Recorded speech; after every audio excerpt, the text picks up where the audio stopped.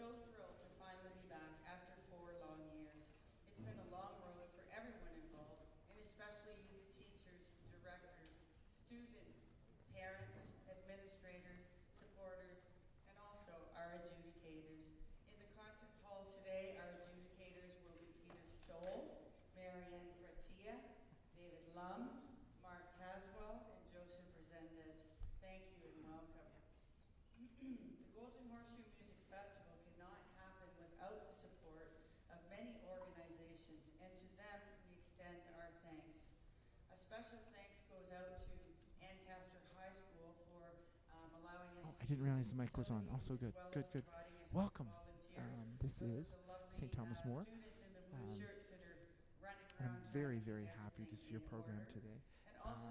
Obviously, First Suite is a brilliant classic piece of music, and this transcription I've only heard once, but I think Michael Sweeney did a really good job of it, so I'm looking forward to that.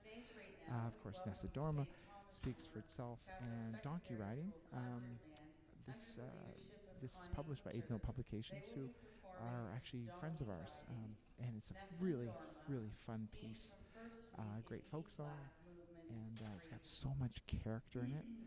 So there's just so much you can do. So almost a year. That's great. To rebuild the music department at St. Thomas More. Like everyone, I don't know if you can hear, but yeah, everyone's rebuilding. And I wish I could see your band better, but I can really mainly only see the first row. But I obviously see the double bass, which is actually standard as part of concert band instrumentation. You get to senior wind ensemble material, and you'll see double basses. The violins, though, that's really great to see. Bravo. Quick tip: a violin player makes a brilliant oboe player, and I'll talk to you more about that later. Here we go. I think Donkey Riding's first. Yeah, my colleague's really on the ball.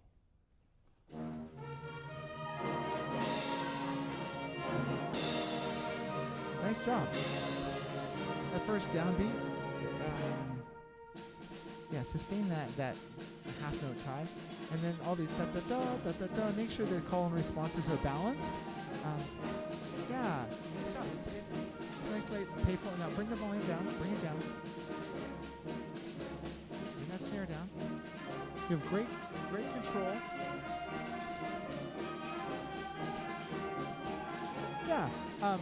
So within all these ostinato patterns, bump, you gotta find some shape, because there's nothing marked in the music. And same thing in like snare drum. It's just sort of like one repetitive line you're playing really well in time, but find the shape. And now we got that real dance going. Yeah, let the melody come through a little more without having to work so hard. I mean, the melody is marked, mezzo piano, mezzo forte, so that means everything else really should be a whole dynamic lesson than that. Nice job in the wood blocks. Make sure you finish the phrase. Bring up lots of rim. Oh, nice shape. Yeah, you could shape that even more. That half note, it can be even lusher, like fuller, booty. Like take liberties with the lack of markings. Shape those half notes. Awesome. Yeah. So again, low brass. You're really playing there, and tenors. Everyone else, get out of the way a little bit. Let the ostinatos lighter. Good job. The rhythm there? Nice job. Good job. Nice bell tones. Excellent. Just want to maybe balance those bell tones dynamically, as well as the approach you take, the articulation. I would shorten those notes in dee-da, be-da, dee-da, so that it has a little bit more of a rhythmic feel to it. And again, underneath the trumpet, come down. They're playing really well, and they're playing a nice full forte. Get out of their way a little bit. The other material is accompaniment to that, and that includes second clarinet. Yeah, that figure there. Believe it or not, that's kind of a 6/8 figure. Cha-cha-cha-cha-cha-cha. You could talk about that and conduct it in 6/8. That's 121, 122, 123. You really want to get that contrast in feel.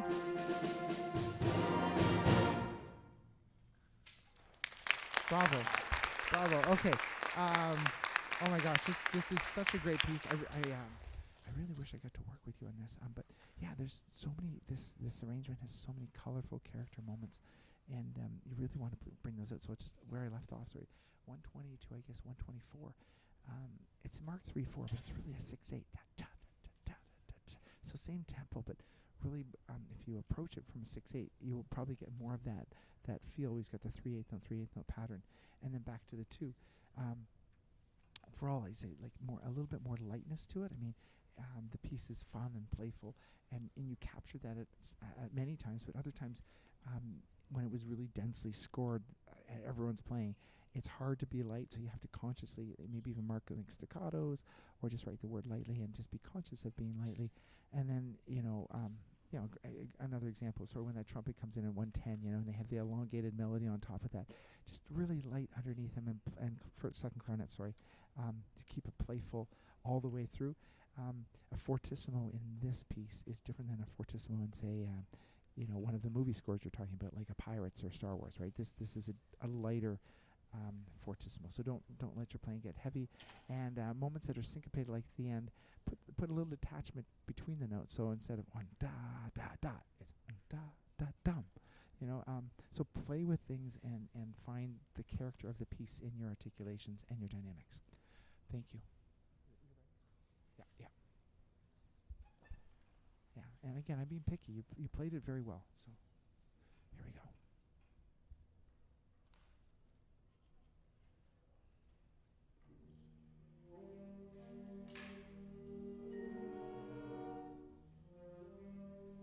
Yeah, beautiful job. Don't be too shy in your pianos, especially the basses. I'd bring out that bass a little more. Again, I can't tell if it's a baritone or a small tuba from here, but yeah, those arpeggios are really hard. And you want to create that seamless effect in the measure 6 at 1 and 2 and 3, 4. That's really hard to do, and you're really close to that. It takes a lot of work. So the introduction can be a little fuller, and then when you get to 6, bring that down underneath the trombones. Trombones don't rush the triplet figure. Sit back on that. Sorry, jumping ahead. Clarinets, lovely sound. Yeah. So when you join in the melody, trumpets at 15, make sure you're listening carefully to the clarinets and what they're doing. So you're part of the music while you're resting, so that when you come in, it blends in more naturally. What you did wasn't wrong, it just could be a little better blend. Nice job in the wave there. Yeah, that was really musical. Your conductor's giving you lots of shape there, so let that. Yeah, so trombones, baritone, that is really hard, and it's a very, very, very famous piece of music. So I would spend some moments on that with even a tuner, and just double check your intonation through that really exposed solo. The crescendo at measure 27, and just past that, let the crescendo come from the bottom of the band, so you have a rich, warm sound. If you let the high instruments crescendo first or earlier, you tend to get a real trebly sound, and we want to keep this piece really warm and dark. Nice. So this crescendo, great. Just don't let it rush. Don't let it rush. Hold back on tempo. Nice downbeat. Nice job, percussion. Yeah, start those rolls a little softer percussion, give them a little shape.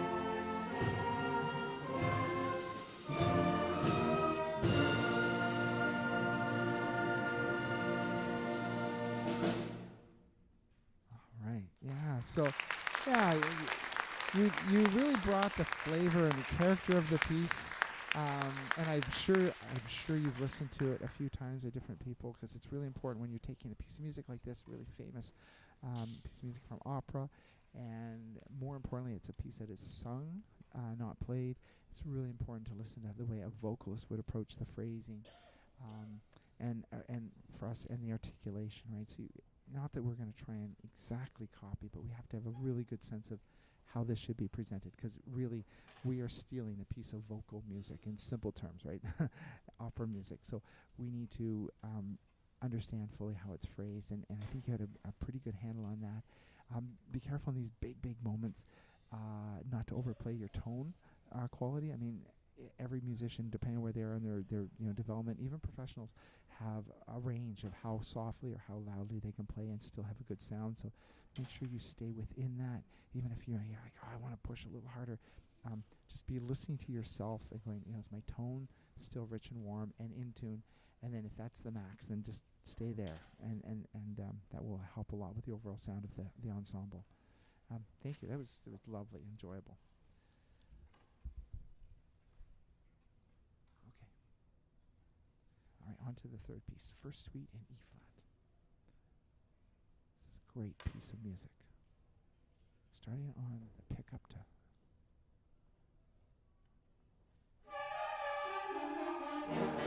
Oh, sorry. You're doing the march. My fault.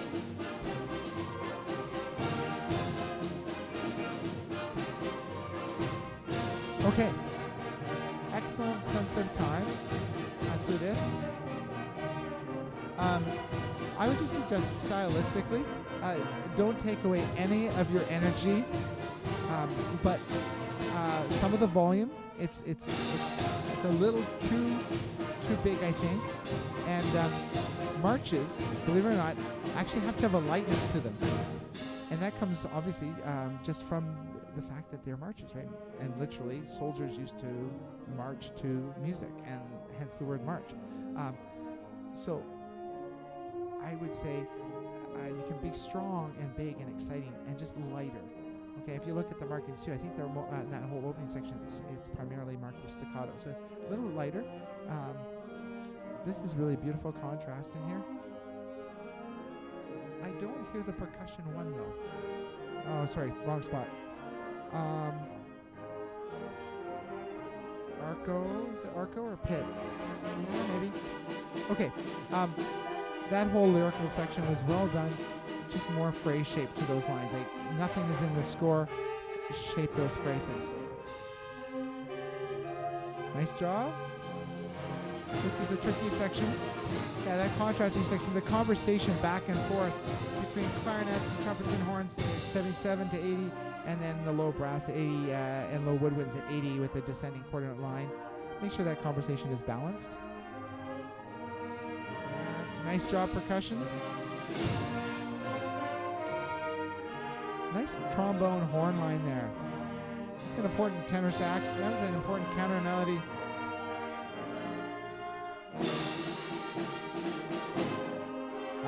Watch your tune. Boop, boop, ball. Okay. All right. Really great job. So the piano most at the end there. Da, da, da, da, da, da, da, da, da. You really, that's a moment that you just sustain that big and sound. Boop, bum, bum, bum. And you'll make sure your downbeat is really lined up with the next. Dee, da, da, da, dee, bum, bum. And that one's really tricky. That comes in the middle of 114. And that does need to come in really strong on beat 3. It's really interesting writing something you're not probably used to. And then it sings out. Basically, it's 4 beats. One, bum, bum, bum, bum, bum. So I make sure that's really. I would spend time on that. Make sure that line is big and clear. It's been scored interestingly, not just in the tenor voices, the baritone, trombone, and tenor sax, but also in the low clarinet. And I think that really helps the rest of the ensemble hear that. So, spend care on that finale. Woodwind's the final run. Maybe it's just a balance. I couldn't fully hear that, or maybe all the fingers weren't there. I'm not sure, but it is just a scale.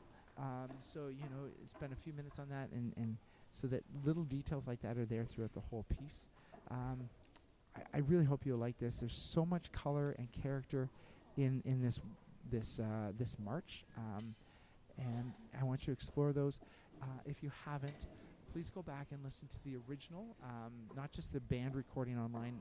You might find a J.W. Pepper or something of this particular arrangement, but go back and listen to the original Holst, this march. It's going to be in a different key. There's going to be some obviously changes in the parts, but it really will help you understand the style. And there's many good recordings of this online. I know that for sure. From the classic North Texas to Frederick Fennell, probably with the Tokyo Kasai Wind Orchestra would be amazing. There's many. So, and once you get that style in your head, then that will start to transfer into your playing. And as I said, it's not a traditional march. I mean, it starts out as a march, but then you have that lyrical section, and yeah, it's a great choice. And the same with Nasa Dharma. I think if I didn't say it, listen to the opera if you haven't a few times for stylistic considerations. And actually, I didn't say this, but donkey riding. There's a great, famous, amazing Canadian band called Great Big Sea. They're so fun, and it's not the same arrangement, but listen to their version of donkey riding, and it feels like a East Coast party song, and you can hear the humor in it. So yeah, I encourage that. And congratulations, your band is full of energy. You've got a great conductor. You can just feel the passion from back here. She's huge conducting gestures, and you're very lucky people. I hope you had a great time at the festival. You're going to have a great clinic with my colleague, and hope to see you again next year, and good luck with all your spring concerts and whatever else you're up to. Thanks so much.